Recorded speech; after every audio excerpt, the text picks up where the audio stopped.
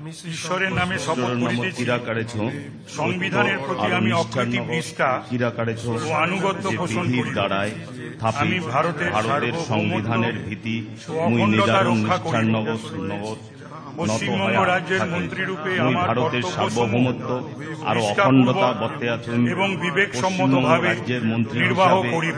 মোর কর্তব্যলা এবং নিষ্ঠার ভয় বা আর পক্ষপাত বিবেচনার নগর প্রীতি বা পালন বিদ্বেষ করিম। রহিত হইয়া ভয় বা সকল পক্ষপাত শ্রেণীর জনগণের প্রতি নিহাই সংবিধান ও বিধি অনুসারে সকল ন্যায়াচরণ নাখান করিব। জনগণের ভীতি সংবিধান আর বিধি অনুযায়ী ন্যায্য আচার করিম।